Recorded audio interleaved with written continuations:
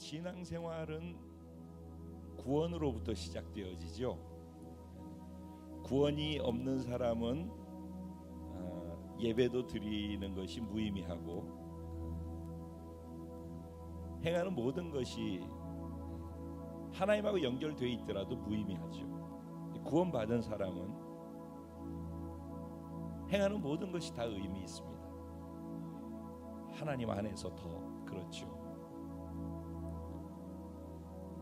근데 그 의미가 깊어지기 위해서는 구원받은 사람들에게 적용되는 중요한 한 가지가 있습니다. 구원이라고 하는 것은 그냥 한순간에 이루어지는 것이지만은 그 한순간에 이루어지는 구원을 받고 교회에 나오고 나중에 죽으면은 천국에 간다라고 생각하고 교회 생활하는 것은 하나님과 별 의미가 없습니다.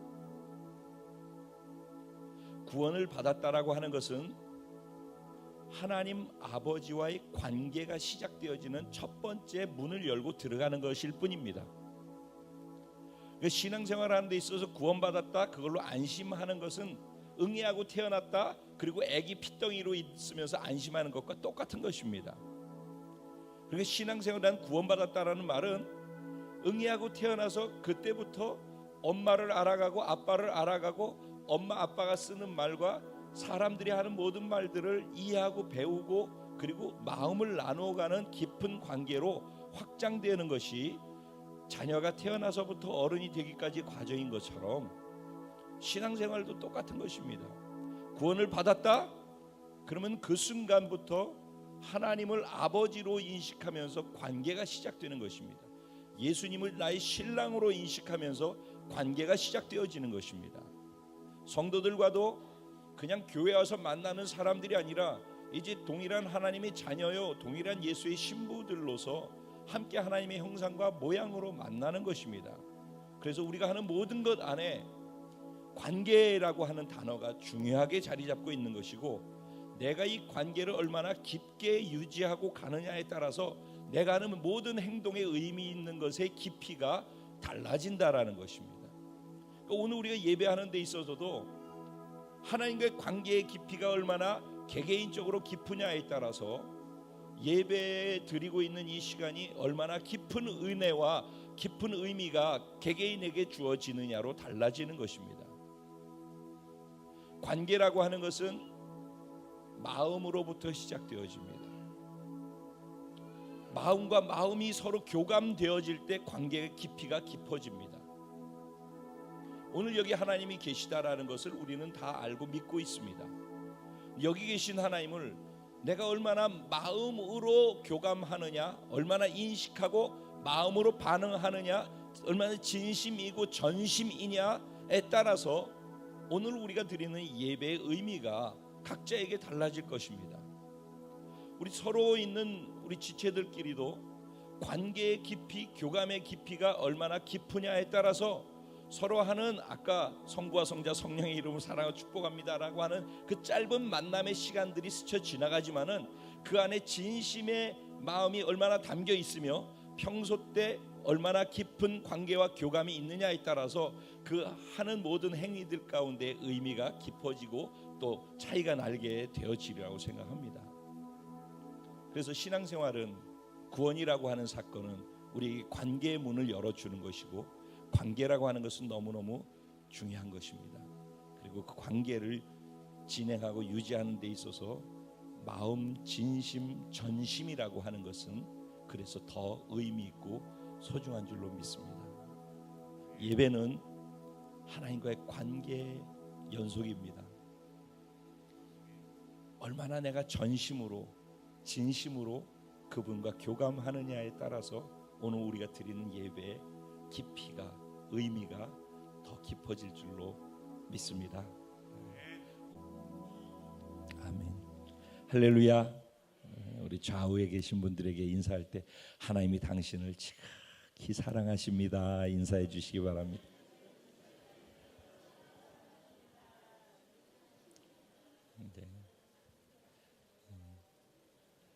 하나님이 이 자리에 계시고 저와 여러분 한 분 한 분을 지극히 사랑하신 줄로 믿습니다. 오늘 아나바다 예배 끝나자마자 곧바로 진행되어지는데 그 의미가 무엇인지 잘 아시죠? 아나바다 그야말로 아껴 쓰고 나눠 쓰고 바꿔 쓰고 다시 쓰는. 그래서 우리 가지고 있는 것들 또 자신이 가지고 있는 것 가운데 조금이라도 여유 있는 것들을 함께 모아서 서로 공유하고 그리고 그곳에서 생겨나는 재정이나 여유가 있으면 그것으로 하나님이 원하시는 곳에 그 재정을 흘려줘서 플로잉 할 수 있도록 그렇게 하기 위해서 이런 시간을 갖고 있습니다. 그리고 이번에 되어지는 것을 또 필요로 하는 어려운 지역이나 사람에게로 그 재정이 흘러갈 수 있도록 그렇게 할 것입니다. 계속해서 기도해 주시고 그리고 서로 그 시간을 통해서 섬길 때 그 섬기는 시간이 아까 기도해 주셨던 것처럼 예배이죠. 아나바다의 시간도 예배의 시간으로서 우리 모두가 서로를 섬기고 서로 안에 있는 하나님의 형상을 섬기고 그리고 또 우리에게 찾아오신 모든 분들을 사랑으로 기쁨으로 섬길 수 있는 예배의 시간 되기를 소원합니다. 오늘 주신 하나님의 말씀 같이 보도록 하겠습니다. 하나님의 말씀은 역대상 16장 1절부터 22절까지입니다. 제가 이걸 가능하면 짧게 잘라서 하려고 했는데 사실은 43절 저 끝까지 다 읽어야 되더라고요. 보니까 중간에 자르기가 애매한 거예요. 그래도 제가 이거를 큰 뭉뚱그리로 이렇게 묶어서 설명하면서 이해를 시켜드릴 것이기 때문에 일단 22절까지만 같이 교독하면서 읽도록 할게요. 제가 1절 먼저 시작하고 교독하고 22절 말씀은 한 마음으로 합독하도록 하겠습니다. 제가 1절 시작합니다. 하나님의 궤를 들고 메고 들어가서 다윗이 그것을 위하여 친 장막 가운데에 두고 번제와 화목제를 하나님께 드리니라.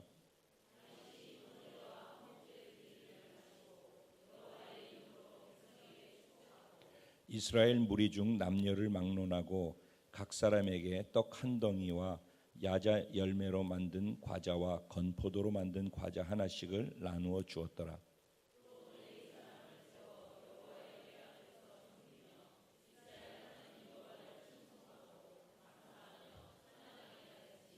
아삽은 우두머리요 그 다음은 스가랴와 여이엘과 스미라못과 여히엘과 마띠디아와 엘리압과 브나야와 오벳에돔과 여이엘이라.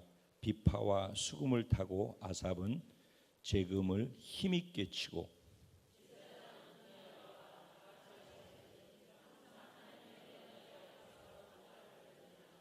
그날에 다윗이 아삽과 그의 형제를 세워 먼저 여호와께 감사하게 하여 이르기를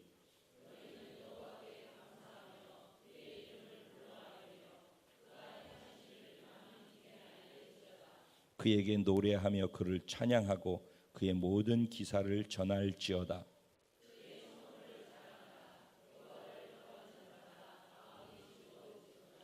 여호와와 그의 능력을 구할지어다. 항상 그의 얼굴을 찾을지어다.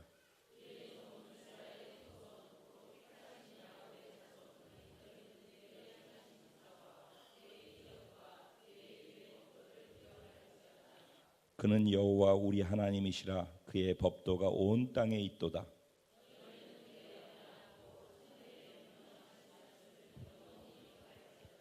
이것은 아브라함에게 하신 언약이며 이삭에게 하신 맹세이며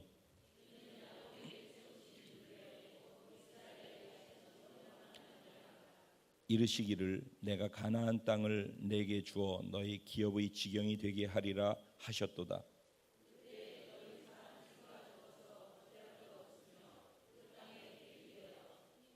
이 민족에게서 저 민족에게로 이 나라에서 다른 백성에게로 유랑하였도다.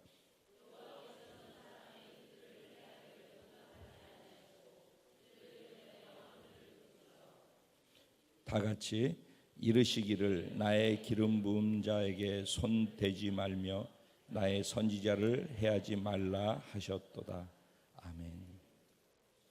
우리가 읽은 이 말씀 이후에 23절부터 43절까지 계속해서 다윗이 레위인들과 제사장들에게 하나님께 감사하고 하나님을 찬양하고 하나님의 이름을 높이고 선포하고 경배하고 예배함을 통해서 하나님께 하나님의 이름에 합당한 영광을 돌려드려라 그러면서 쭉 내용이 나옵니다. 그리고 결국은 어디까지 얘기가 나오냐면은 우리가 지금 지향하고 있는 우리가 지금 예배드리는 예배에서 이슈로 하고 있는 게 뭐죠? 다윗의 장막의 예배가 회복되게 하여 주옵소서죠. 맞죠? 네. 그래서 그 왜 다윗의 장막의 예배가 회복되게 하시옵소서라고 하는가?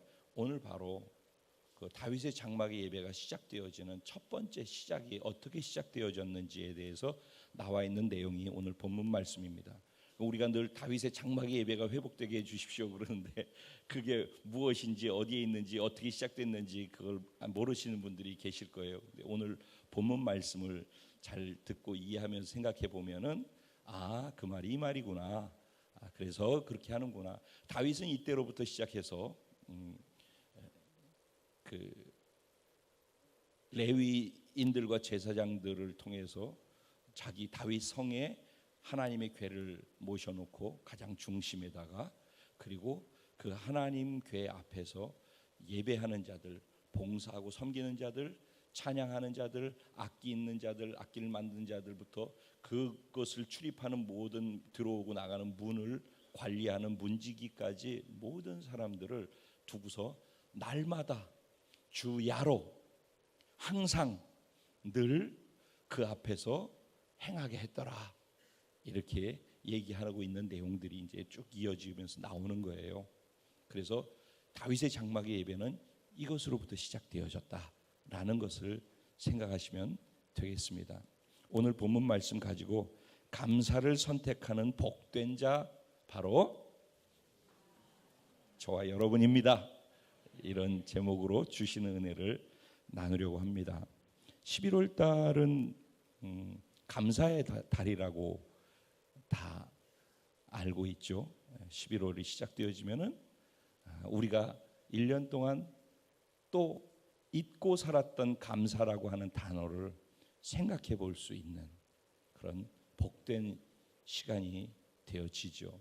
계속해서 감사하고 계속해서 감사를 인식하고 감사를 표현하고 하나님께도 또 때로는 내 주변에 있는 나한테 은혜를 주었던 사람들 감사할 사람들이 감사할 수 있는 것들을 계속 해오신 분들도 아마 계실 거라고 생각해요. 그런데 대부분 많은 사람들이 추수감사 주일 요 11월 달에 감사에 대해서 깊게 생각을 해보는데 이 시간이 지나고 나면은 마치 하나의 어떤 순서가 끝나고 그리고 잊어버리는 것처럼 잊어버리게 되어지죠.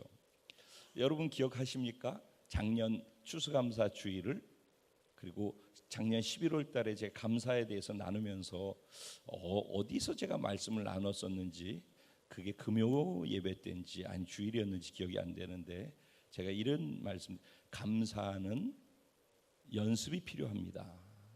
감사도 학습되어지는 것입니다.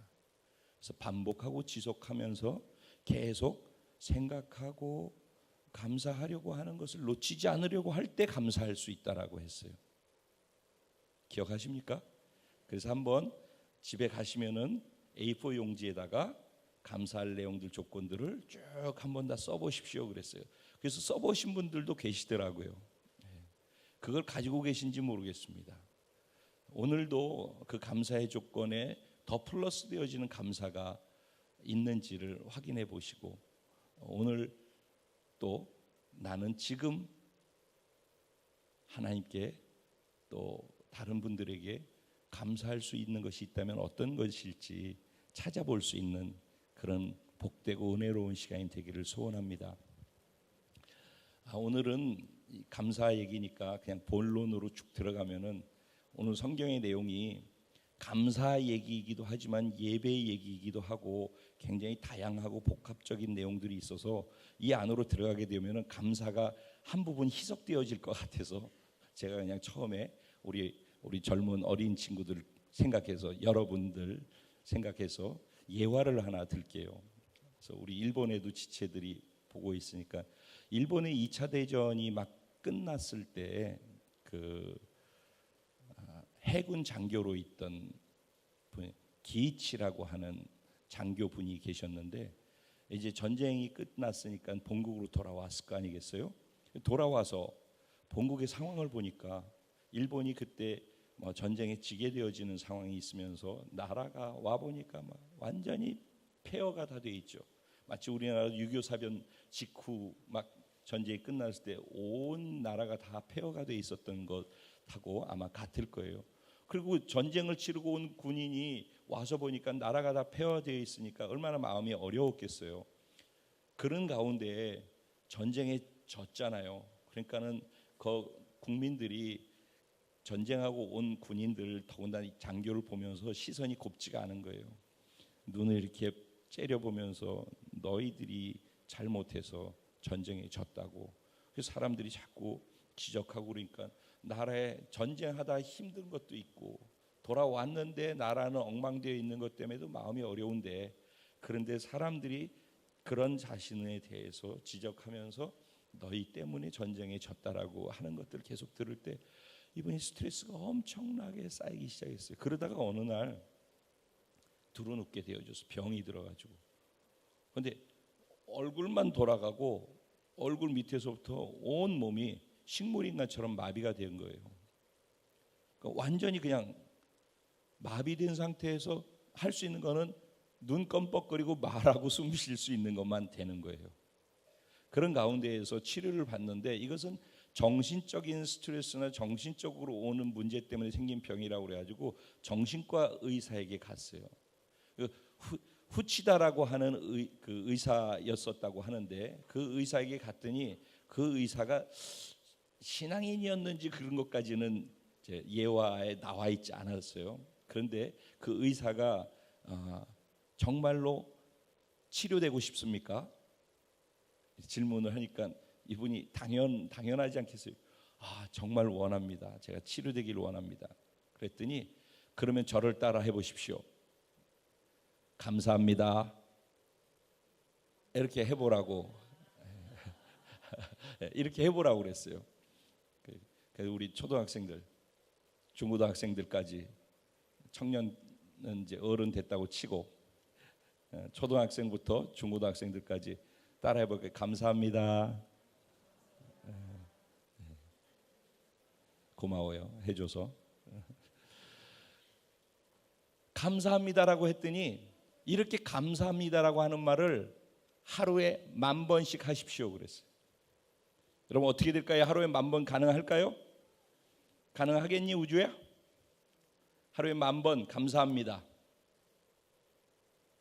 하루에 10,000번을 감사하라고 그랬어요. 이 사람이 어차피 할 것도 없잖아. 여기만 살아있고 꼼짝 못하니까 할 게 없으니까 계속 감사합니다, 감사합니다. 그리고 자기 찾아오는 사람에도 감사합니다. 감사합니다만 계속 하는 거예요, 하루 종일. 그러다 보니까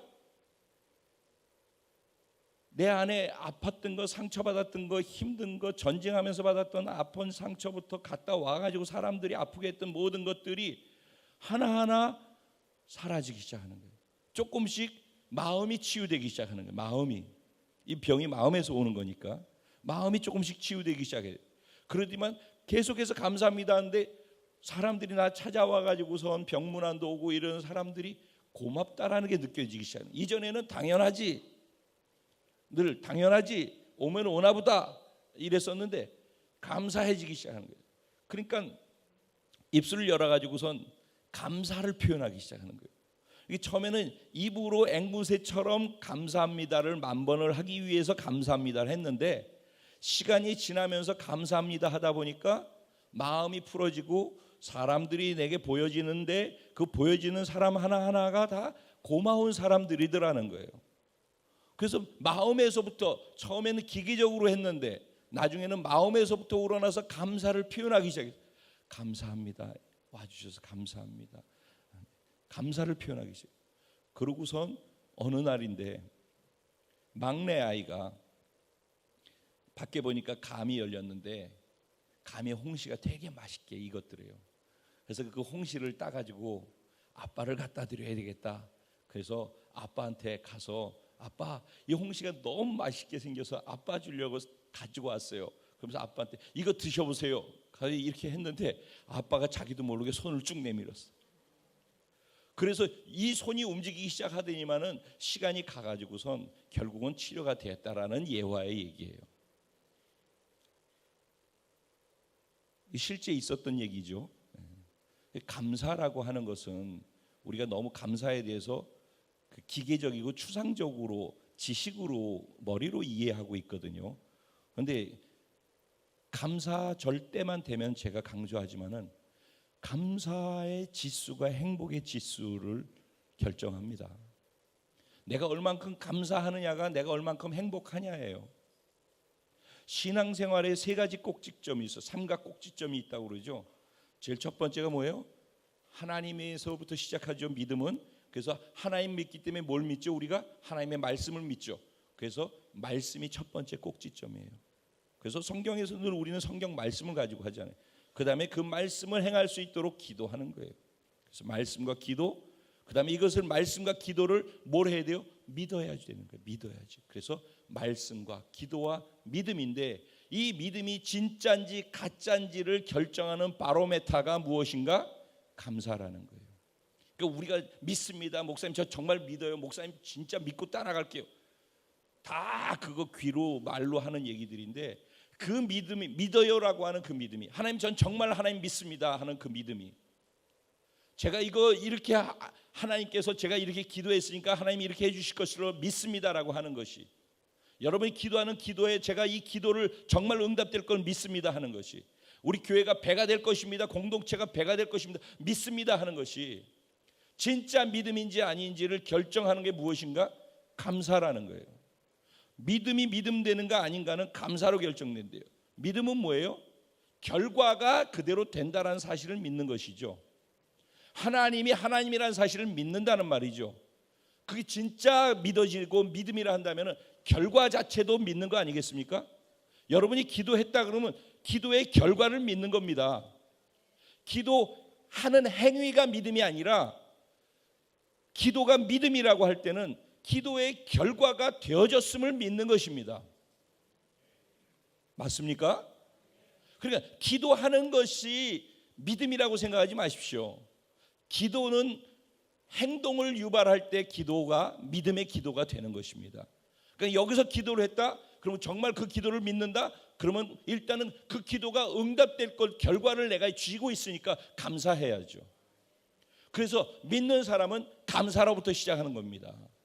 그래서 그렇게 감사를 하게 되면은 습관적으로 10,000번을 감사를 하다 보니까 마음이 동하기 시작하고 진심으로 마음에서부터 우러나오는 감사가 되어지잖아요.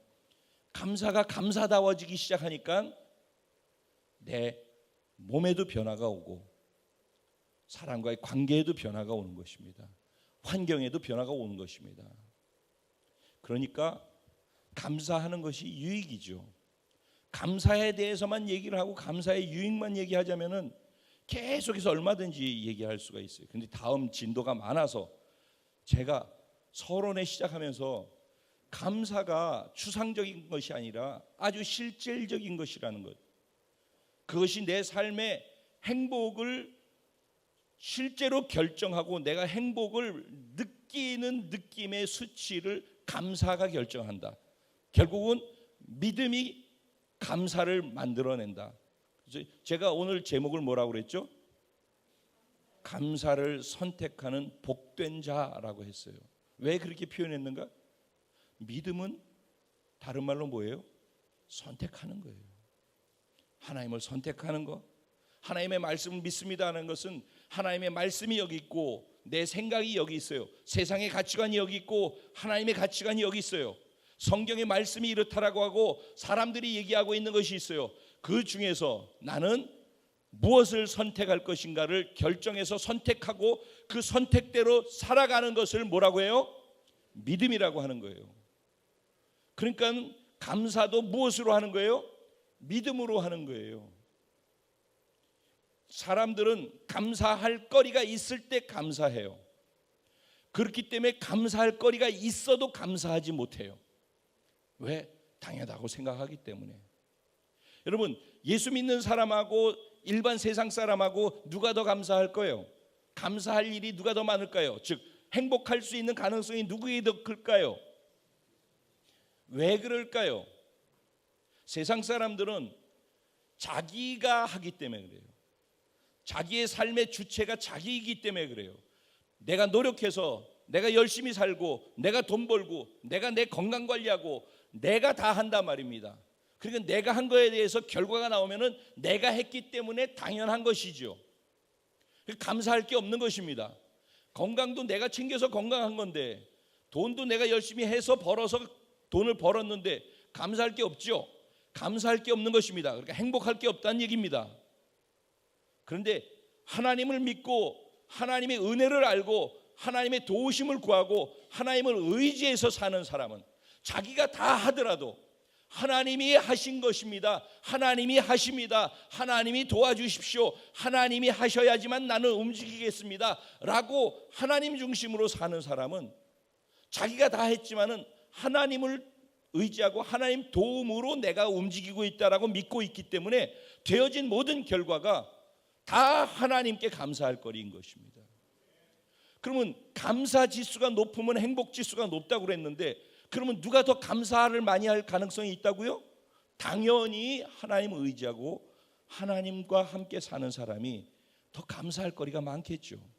근데 오늘날 문제는 뭐냐면은 하나님의 은혜로 내가 사는 것이라고 생각하고 사는 사람들이 그리스도인들이고 구원받은 사람들인데, 구원은 하나님의 은혜로 받았는데 사는 것은 내 힘으로 산다라고 생각하는 이 뒤섞여져 있는 이상한 가치관이, 신앙관이 형성되어 있어서 구원은 받았고 나중에 천국 갈 때 감사하고 나는 구원 받았고 그 다음에는 내 열심으로 산다고 생각한다는 것입니다.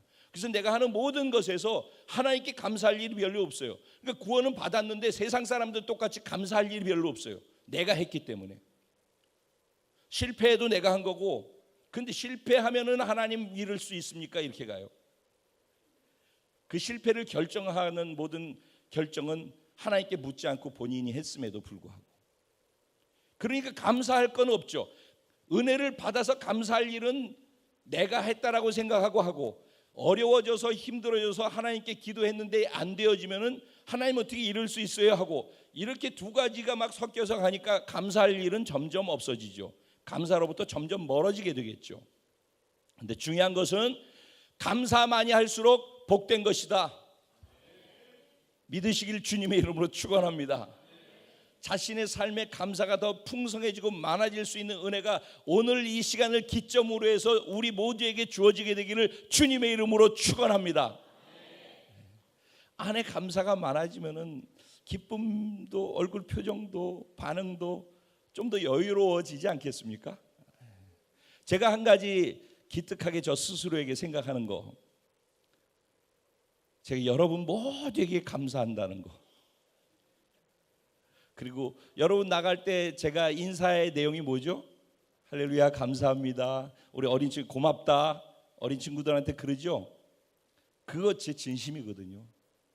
저 혼자 여기서 예배 드려야 되는데 함께 예배 드릴 수 있는 것이 얼마나 감사한지, 함께 주님의 나라를 위해서 같이 가는 것이 얼마나 감사한지,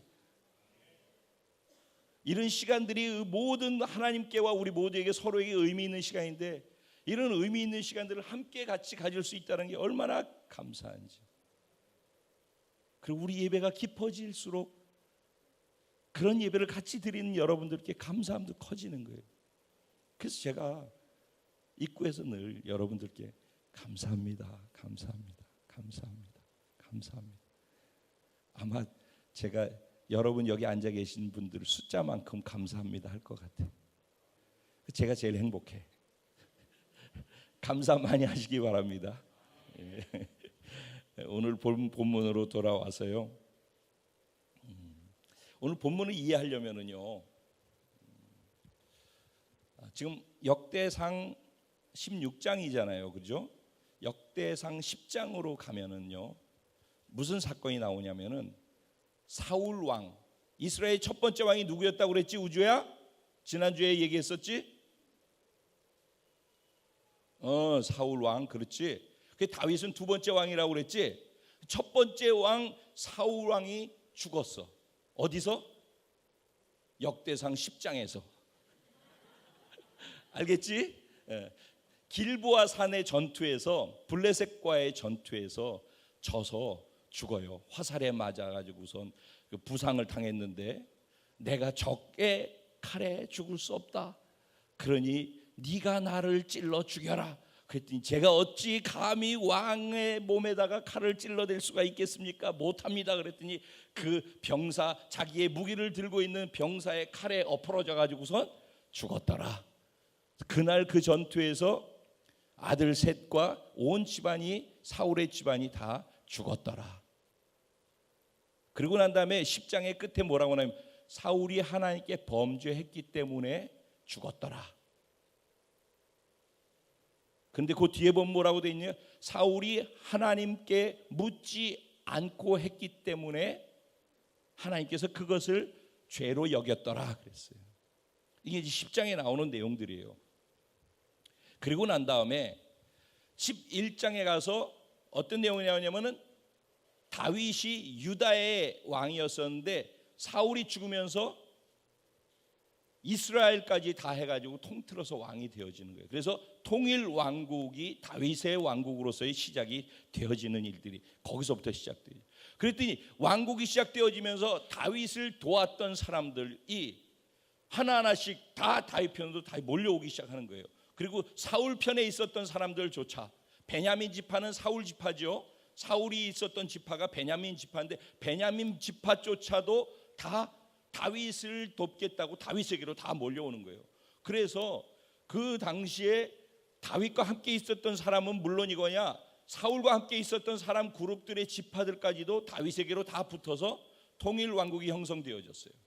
다윗의 힘이 강성해지기 시작했죠. 다윗이 나라를 세우는 데 있어서 군대와 군사력을 강하게 세워놓을 수가 있었어요. 사람들이 이렇게 했기 때문에. 그런데 다윗이 13장에 가지고서 어떤 일을 하기 시작하냐면은 사람들이 자기에게로 오고 군사력을 강화시키게 되어지면서 무엇을 하려고 했냐면은 다윗 성을 지었는데 거기에 하나님이 거하시는 전을 만들어 놨단 말이에요. 장막전을. 그런데 장막만 있으면 뭐해? 교회만 있으면 뭐해? 건물이 아무리 좋으면 뭐해? 하나님의 임재가 없으면 아무 의미가 없는 줄로 압니다. 하나님이 계신 장막은 만들어놨는데 그 당시 하나님의 임재는 어디 있어요? 법궤, 하나님의 궤에 하나님의 임재가 있었어요. 그러니까 하나님의 임재가 있는 그 궤를 예전에 사울 왕이 블레셋과 전투할 때 계속 지니까 두려워가지고 그 법궤를 짊어지고선 나가서 싸우다가 져서 죽은 거란 말이에요. 왜 법궤를 가지고 왔는데도 죽었을까요? 사울에게는 법궤가 하나님의 임재가 아니라 법궤가 우상 같은 것이었어요. 마치 귀신이 나면 자기 안에 예수를 믿는 믿음이 아니라 십자가, 그리고선 십자가 이러면 귀신이 떠나가는 줄 아는 거예요. 내 마음에 십자가의 핵이 무엇인지를 알고 그것을 믿는 믿음으로서 예수 그리스도의 피와 십자가의 공로를 알고 믿음을 통해서 귀신이 떠나가는 거거든요. 근데 십자가가 뭐가 되는 줄 알고 십자가예요. 똑같은 거예요. 법궤만 있으면 승리하는 줄 알아. 그리고서 하나님, 아까 그랬잖아요. 10장에서 하나님께 묻지 않아서 하나님이 그걸 죄로 여겼다는 거예요. 즉 하나님과 상관없이 하나님을 믿고 하나님이 왕으로 세우고 그리고 하나님 나라 백성을 다스리는 왕임에도 불구하고 하나님 나라가 이스라엘 아니에요, 그죠? 근데 하나님 나라인 이스라엘의 왕이 돼서 하나님 나라인 이스라엘을 다스리는 사람이면서 하나님께 묻지 않고 다스렸더라. 전쟁을 하는데 하나님의 도움을 구하지 않고 자기 힘으로 전쟁을 하더라. 근데 지게 되니까 마치 우상 들고서 가서 하는 것처럼 법궤를 짊어지고 갔다가 전쟁에서 패하게 되는 거예요. 그리고 법궤를 빼앗기게 되죠. 그 블레셋 군대가 법궤를 가지고 갔어요. 그러다가 어떤 일이 일어났어요? 하나님의 블레셋에 계속해서 저주를 내리셔가지고 난리가 나게 되어지죠. 그 병이 걸리고 독종이 걸리고 막 그렇게 되니까 나중에 이 궤를 갖다가 기럇 여아림이라고 하는 곳에다가 옮겨놓는 일이 생겨나게 돼요. 그래서 그곳에서 계속해서 법궤가 머물러 있었어요. 그런데 거기에 있는 법궤를 이제 나라가 안정되어지니까 다윗이 제일 먼저 군사력이 세워진과 동시에 제일 먼저 그 머릿속에 뭘 생각했냐면 법궤를 원래 있는 자리, 있어야 될 자리에 갖다 놔야 되겠다. 성전 중심에다가 자기가 거하고 있는 처소 다윗 왕궁이 있는 바로 거기에다가 법궤를 갖다 놔야겠다. 즉 법궤가 아니라 법궤 안에 임재하시는 하나님이 내 옆에 있는 그것을 원했던 거예요. 하나님을 향한 목마름. 그래서 13장에 가면은, 역대상 13장에 가면은 다윗이 이야기를 해가지고선 사람들이 가서 기럇 여아림에 있는 법궤를 가지고 예루살렘으로 오는 일이 진행되어집니다. 거의 13장에 보면 재밌는 얘기가 나와요. 어떻게 돼? 7절 말씀에, 자 3절 말 13장 3절 말씀에 보면 우리가 우리 하나님의 궤를 우리에게로 옮겨오자 사울 때에는 우리가 궤 앞에서 묻지 아니하였느니라. 뭐라고 그래요? 하나님의 법궤를 우리가 이쪽으로 가지고 오자. 근데 사울 왕 때는 어떻게 했대요? 법궤 앞에서, 즉 하나님 면전에서 하나님께 물으면서 하지 않았더라는 거예요, 사울 때는. 그런데 우리는 이제 왕궁에다가 법궤를 놓고 하나님의 임재를 왕궁에 두면서 하나님께 계속해서 질문해 드리면서 그래서 그걸 하겠다라고 생각을 하고선 얘기하는 거예요. 그래서 어떤 일을 했어요? 7절에 보면 하나님의 궤를 새 수레에 싣고 아비나답의 집에서 나오는데 우사와 아히오는 수레를 몰며 다윗과 이스라엘 온 무리는 하나님 앞에서 힘을 다해서 뛰놀며 노래하며 수금과 비파와 소고와 재금과 나팔로 연주하니라. 그러면은 보세요, 지금 법궤가 오는 것을 즐거워하면서 힘을 다해서 뛰고 즐거워하고 놀고, 이 뭐예요? 예배죠. 법궤, 즉 하나님의 임재하신 것 안에서 우리가 드리는 예배하고 같은 거란 말이에요. 그랬는데 어떤 일이 일어났어요? 어떤 일이 일어났어요? 여기 가돈의 타작마당에 이르러서 소들이 날뛰기 시작하니까 법궤가 움직이고 넘어져서 땅바닥에 떨어지려고 그러니까 나름 생각하기에 이 하나님의 법궤가 이 땅에 닿으면 안 된다 생각해가지고 그거를 넘어지지 않게 잡았다가 그 자리에서 하나님의 진노를 받아 즉사해서 죽어버리거든요. 그게 우사의 죽음이에요. 그래서 우사가 죽어버리게 되는 일이 생겨나요. 그러니까 다윗은 너무너무 실망하고 절망하는 거예요. 어떻게 하면은 하나님의 궤를 우리 쪽으로 옮겨올 수 있을까? 어떻게 하면 하나님의 임재를 이곳으로 이끌어올 수 있을까? 어떻게 하면 내가 있는 왕궁에 내가 숨쉬는 그 자리에 늘 하나님하고 교제하면서 그분께 질문하면서 그렇게 할 수 있을까? 이게 다윗의 간절한 목마름과 소원이었던 거예요. 그런 가운데에서 3개월 동안에 오벳 에돔이라고 하는 사람 집에다가 법궤를 가져다 놓게 되어집니다. 그런데 그 3개월 법궤를 가져놓고 있는 그 기간 동안에 하나님께서 오벳 에돔의 집에다가 복을 주셔서 그의 집과 모든 소유에 복이 임했었더라, 이렇게 얘기했어요. 그리고 그 모습을 지켜보면서 다윗이 다시 하나님의 임재가 거기 머물렀구나 라고 생각한 거예요. 그러니까 3개월을 기다린 거예요. 다윗은 하나님의 임재가 다시 회복되어져서 다시 자신이 있는 곳까지 하나님을 이쪽으로 모셔오도록 하기 위해서 3개월 기다렸다가 그런 사인이 딱 보여지게 되니까 그때 움직이기 시작하는데 14장에서 15장까지는 무슨 내용이냐면 다윗이 법궤를 옮겨가기 위해서 준비를 어떻게 했는지에 대해서 나와 있는 내용이에요. 다윗이 하나 깨달은 게 있어요. 새 수레에다가 법궤를 옮겨놓고선 그리고 우사하고 둘이서 그걸 끌게 했었단 말이죠. 근데 그게 잘못된 거라는 걸 아는 거예요. 하나님의 법궤를 움직이는 것은 모세의 율법에 이미 정해놨어요.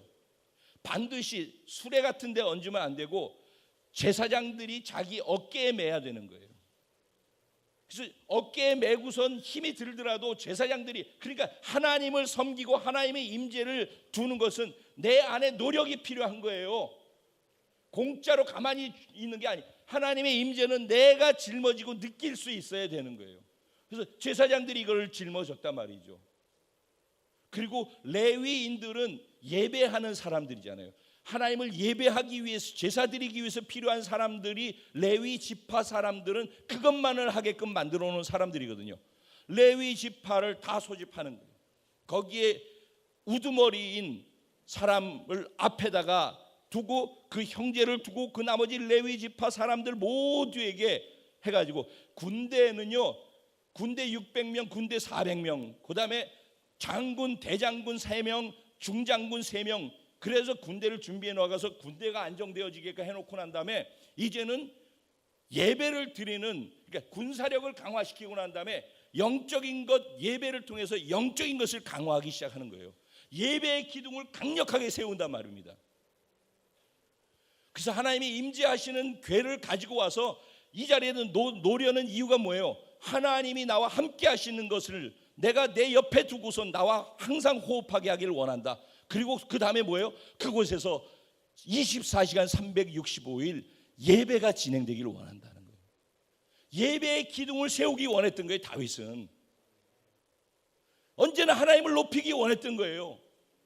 하나님과 교제하고 하나님을 높이고, 또 하나님과 교제하고 하나님을 높이고, 어떤 일이 있어도 하나님께 질문하고 하나님 말씀하신 걸 듣고 그러니까 따라합니다. 묻고, 듣고, 행하고.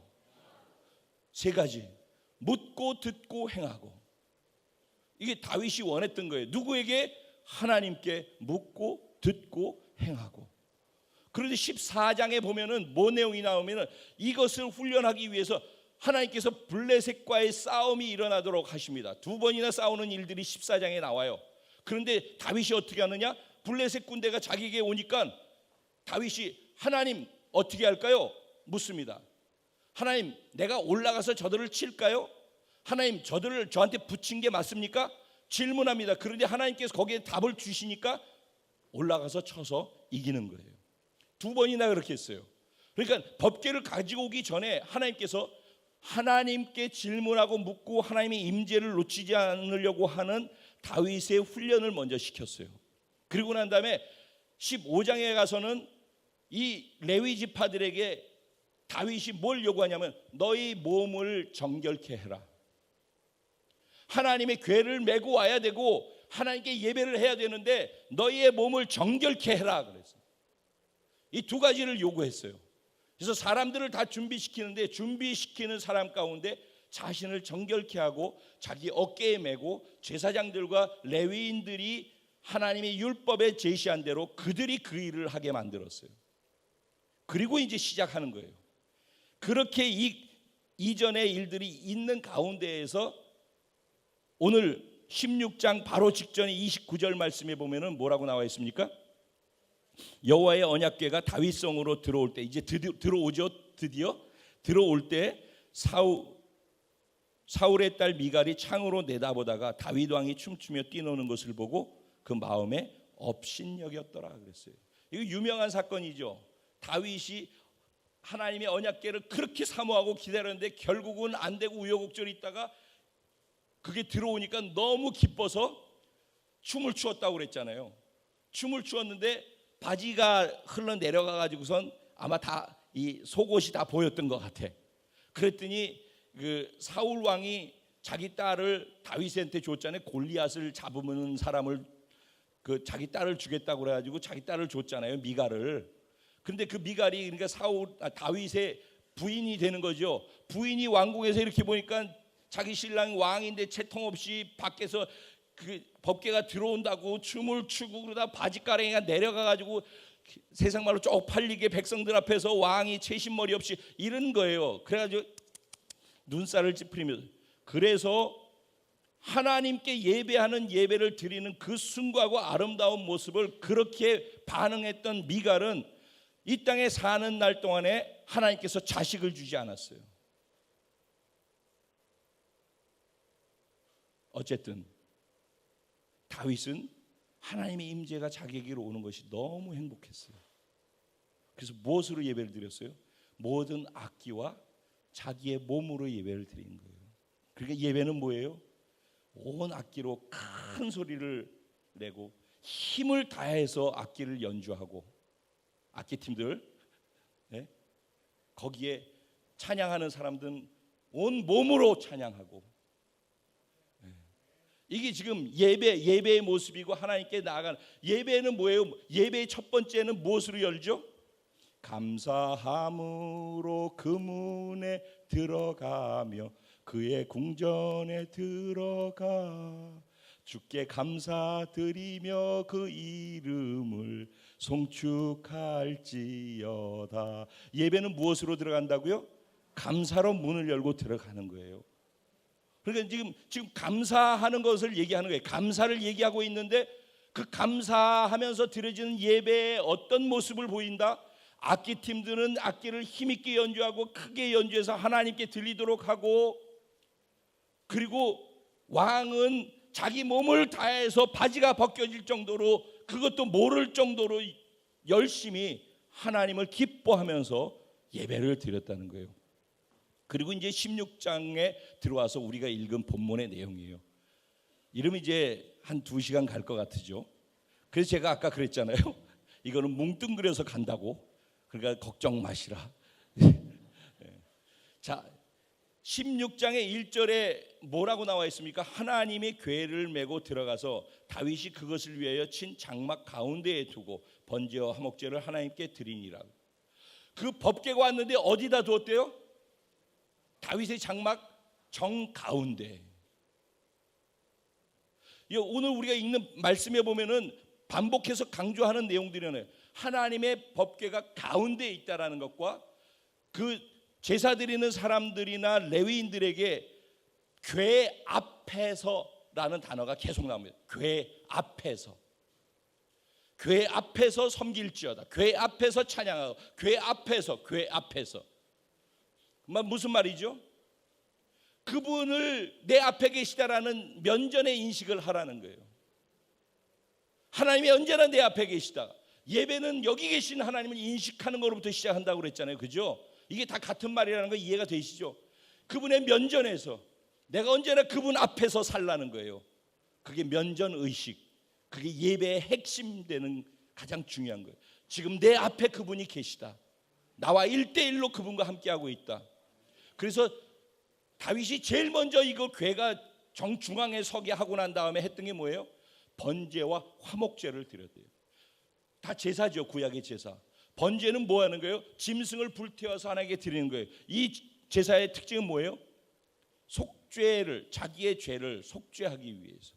그래서 짐승을 내가 불타서 죽어야 되는데 짐승을 내 대신 죄를 속하기 위해서 불태워서 하나님께 드리고 자기가 죄사함을 받는 것을 확인하는 거예요. 그리고 이 짐승이 불타서 하나님께 올려드린 것처럼 헌신하는 것을 얘기하는 거예요. 그러니까 여기는 뭐예요? 속죄의 개념과 헌신의 개념과 그렇게 해서 내 대신 죽어주신 어린 양을 생각하면서 감사하는 감사의 개념이 이 번제 안에 있는 거예요. 화목제는 뭐예요? 이렇게 해서 죄사함을 받고서 화목제를 드릴 때 하나님과 내가 관계가 시작되어지고 교통이 시작되어지고 관계가 깊어지면서 그분과 화목해 되어졌다라는 것을 상징하고 그것을 기억하면서 감사하는 거예요. 그래서 번제와 화목제를 다윗은 하나님의 임재인 법궤가 오자마자 제일 먼저 그것부터 한 거예요. 그거 하고 난 다음에 뭘 합니까? 여호와의 이름으로 백성들을 축복하기 시작해요. 여러분 예배 드리고 난 다음에 예배가 무엇인지 생각해 보십시오. 예배가 어떻게 드려지는 것인지 지금 이거를 설교가 아니라 다윗이 어떻게 과정을 통과하는지 속죄하는 것과 자신을 그래서 감사하면서 헌신하는 것 그리고 하나님과 화목하게 되어지고 하나님과 관계 속에서 교통하는 것 이걸로 먼저 시작한다니까. 그렇죠? 그리고 난 다음에 그게 되어졌을 때 뭐예요? 우리는 왕 같은 제사장이잖아요. 다윗이 왕이고 제사장이었던 거예요. 그래서 다윗이 왕 같은 제사장으로서 백성들을 축복하는 거예요. 죄 문제가 해결되고 하나님과 관계가 회복되고 해결되어지면은 다른 사람을 예수 이름으로 축복할 수 있는 권한이 생기는 거예요. 자기만을 위하는 삶에서 다른 사람을 위하는 삶으로 확장되기 시작하는 거예요. 그러고 난 다음에 축복만 하고 입으로만 한 게 아니라 그 사람들에게 뭘 나눠줘요? 떡 한 덩어리하고 야자 열매와 건포도 열매로 만든 과자들을, 과자 2개하고 떡 덩어리 하나씩을 다 나눠. 우리 추수감사 들 때 그런 거 하잖아요, 그죠? 다 나눠. 예배 드리고 난 다음에 그런 거 하고, 여기 지금 내용이 남에게 베푸는 것을 하기 시작하는 거예요. 하나님 관계가 회복되어지면서 다른 사람을 돌아보기 시작하는 거예요. 그렇게 하고 난 다음에 이게 이제 4절까지 하고선 3절까지 하고 4절에 뭐라고 그래요? 레위 사람을 세워서 여호와 궤 앞에서 섬기며, 그렇죠? 여호와의 궤 앞에서 섬기며 여호와를 칭송하고 감사하며 찬양하게 레위 사람들에게 그렇게 하게 만들었다는 거예요. 그리고 난 다음에 이제 6절까지가 계속해서 그 얘기가 나오고 난 다음에 7절에 보면은 다시 감사하게 했다라고 하는 내용을 다시 반복하면서 왜 감사하고 어떻게 무엇 때문에 감사해야 되는지에 대한 내용을 다윗이 자기의 생각하고 있는 내용들을 그 제사장들과 레위인들에게, 예배하는 사람들에게 쫙 얘기를 하는 게 이게 뒷얘기들이에요. 다 어디까지? 36절까지가 다 그 내용인 거예요. 계속해서 이러니까 이런 하나님을 우리는 이렇게 높여야 되고 이렇게 예배해야 되고 이렇게 찬양해야 되고 그렇다는 거예요. 그래서 뭐라고 7절에 뭐라고 돼요? 그날에 다윗이 아삽과 그의 형제를 세워서 먼저 여호와께 감사하게 하여 이르기를 그랬어요. 감사하게 하면서 그들에게 왜 감사해야 하는지 감사해라 그러면서 그 다음 얘기들을 쭉 하기 시작하는 거예요. 근데 감사할 때 필요 충분 조건으로 감사하는데 뭐가 들어가야 되는가에 대해서 나오는데 뭐라고 그래요? 하나님 알리래요. 하나님이 우리에게 어떻게 행하셨는지를 알리래요. 어떻게 행하셨습니까? 우리를 죄에서 구원하시고 건져내셨죠. 그 다음에 우리가 살아가면서 여러 가지 수많은 일들이 있었는데 그 일들이 있을 때 우여곡절 속에서 우리 가운데서 우리를 도우면서 행하신 일들이 있죠. 그분이 행하신 이적과 기사와 구원에 대해서 알리고 전하라고 얘기하고 있어요. 알릴지어다, 전할지어다. 이게 감사라는 거예요. 감사. 감사는 감사합니다 여기에 머무는 게 아니라, 감사는 내게 구원 주신 것, 나에게 하나님께서 매 순간순간 기적과 이사로 행하셔서 내 삶을 도와주신 것, 이런 것들을 다른 사람에게 전하고 알리라는 거예요. 이게 감사의 또 다른 표현이고 모습이라는 거예요. 그 다음에 그의 이름을 자랑하래요. 그의 능력을 구하고 그의 얼굴을 찾으래요.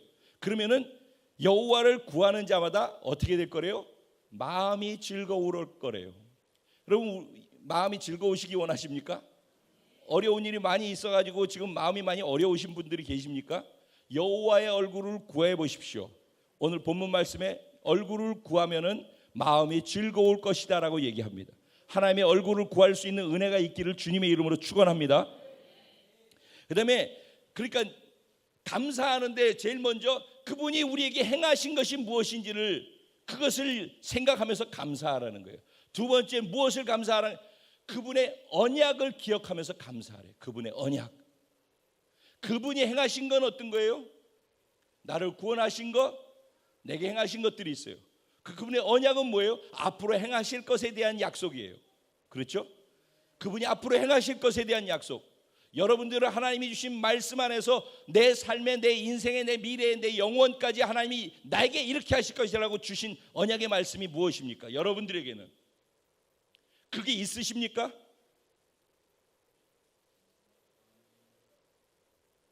성경 전체가 다 그 얘기예요. 그것이 성경의 얘기가 아니라 믿어서 나에게 주신 보장의 약속인 것을 받게 되길 주님의 이름으로 축원드립니다. 언약을 내 것으로 취하기 시작할 때 감사할 수 있는 조건이 커지기 시작하는 거예요. 그리고 그분이, 우리가 사람 수가 적고 보잘것없고 그 땅에 객기돼서 민족에서 저민족으로 이 나라에서 다른 백성에 유랑하는 그런 허접한 존재였는데, 그런 우리를 이렇게 바꿔놔 주셔서 가나안 땅에 들어갈 수 있도록 약속해 주신 그 하나님, 우리에게는 천국이 되겠죠. 그 하나님을, 그 언약을 생각하면서 감사하라고 말씀하시는 거예요. 거기에다가 또 니들이 그렇게 허접하기 때문에 너희를 때리려고 하고 너희 것을 빼앗으려고 하고 해하려고 하는 수많은 나라들과 왕들과 다른 사람들이 있었는데, 하나님께서 뭐라고 했다고요?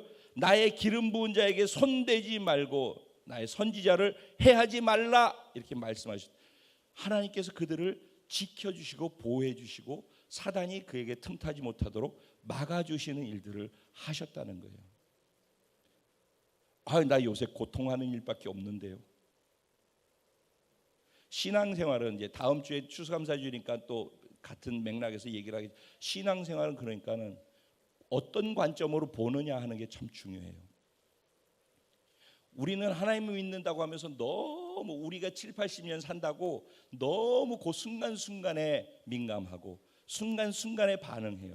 근데 하나님은 우리 아버지는 영원까지 존재하시는 영원하신 하나님이에요.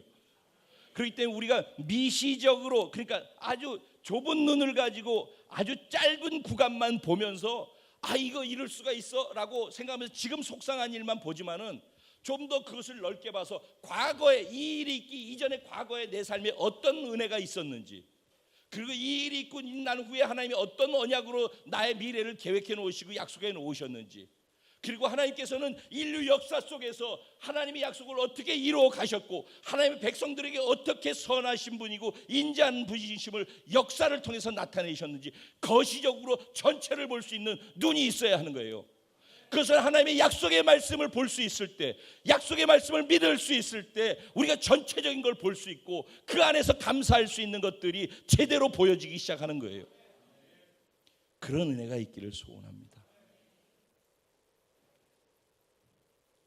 결론을 맺어야 되겠네요. 그래서 22절까지 그렇게 하고 난 다음에 23절부터 또다시 하나님 날마다 그의 구원을 선포해라. 만민 중에 선포해라. 극진히 찬양해라. 하나님을 극진히 찬양해라. 극진히 찬양하고 있죠. 우리는 지금 할렐루야.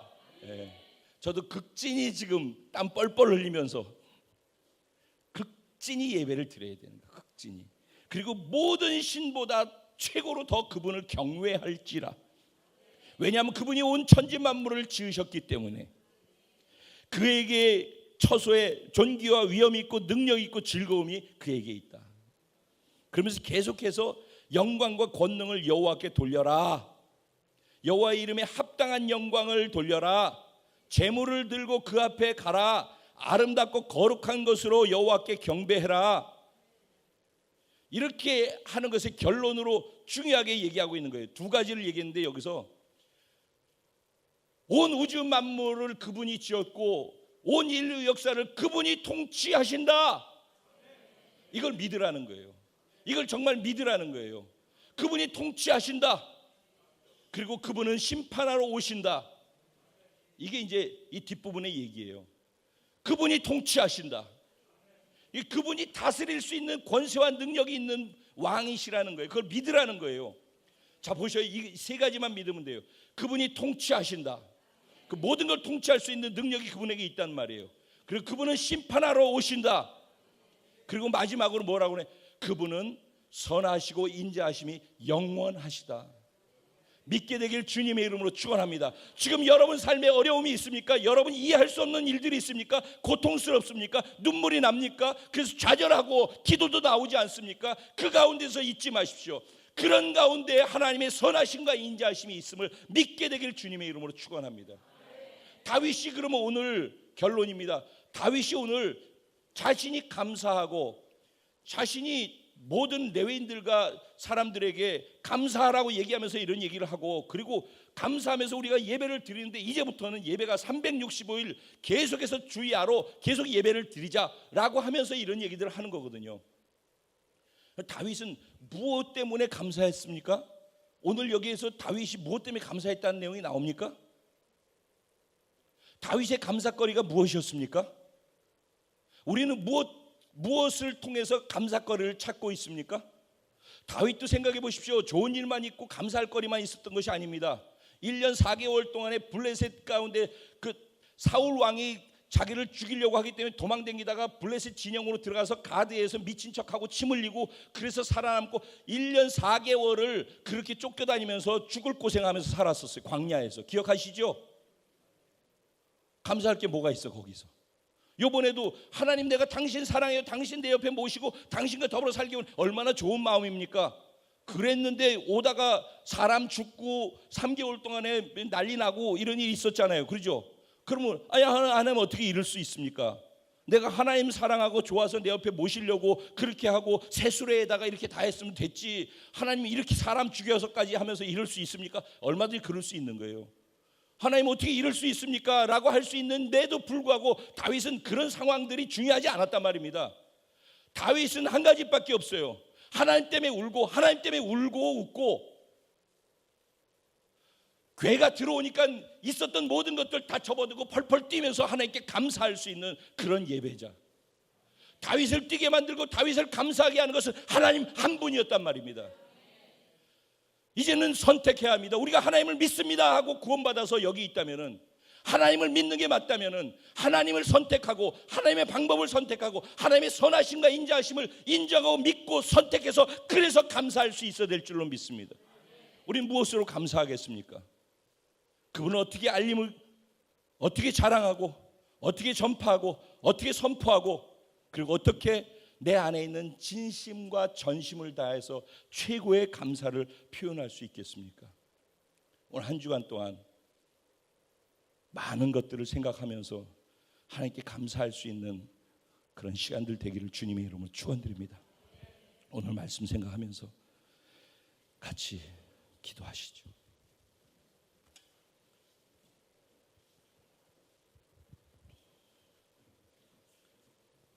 하나님 정말 감사합니다. 할렐루야. 주님 감사.